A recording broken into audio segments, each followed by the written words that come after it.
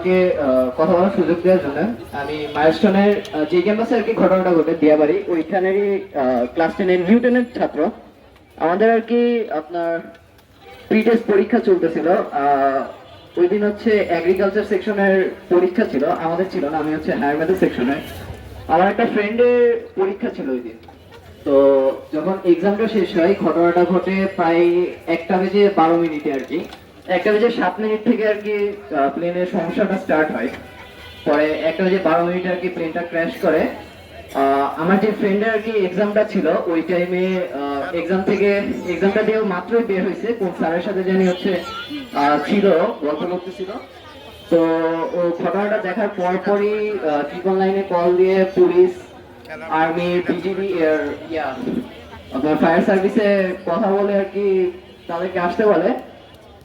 আপনার fire service আসতে late করছিল, বাট আর্মি আর ইয়ারা তাড়াতাড়ি আসছে। এখন আর্মি অথবা পুলিশ এসেই কি করবে, যেখানে দরকার আমাদের হচ্ছে ফায়ার সার্ভিস। সেখানে ফায়ার সার্ভিসের যে সার্ভিস সেন্টারটা ওইটা আপনার আমাদের ক্যাম্পাস থেকে বেশি না, মাত্র ধরেন যদি জ্যামও থাকে 10টা মিনিট লাগে গাড়িগুলো সবগুলো আসবে, তাও তারা লেট করছে প্রায় আধা ঘন্টার উপরে। এটা কিভাবে সম্ভব আমি জানি না। আর আমি যদি স্পট ডেটের কথাই বলি, প্রায় 100+ হবে, কজ প্রত্যেকটা রুমে আপনার 30টা করে বাচ্চা থাকে। আর বেশিরভাগই ধরেন স্পট ডেটের মধ্যে বেশিরভাগই হলো ক্লাস 3 থেকে 6 এর মধ্যে হবে। ওদের বয়স হয়তো বেশি হবে না, আপনার হয়তো সর্বোচ্চ 10 হবে কারো বয়স। আপনার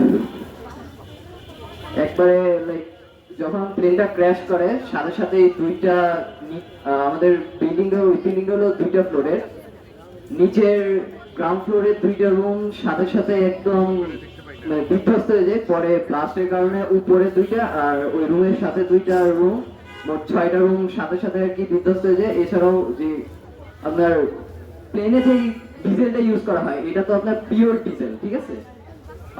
এই আপনার পেট্রোলে আগুন ধরলে সেটার সাথে সাথে আর কি নিভে যায়, বাট ডিজেলে যখন আগুন ধরে এই আগুনটা খুবই ভয়াবহ হয়। এই আগুনটা নিভানো যায় না পানি দিয়ে সাধারণত। ধরেন একটা চেয়ারে ডিজেল আছে, চেয়ারটায় আগুন ধরবেন, তাও আপনার অনেকটাই পানি লাগে নেভানোর জন্য।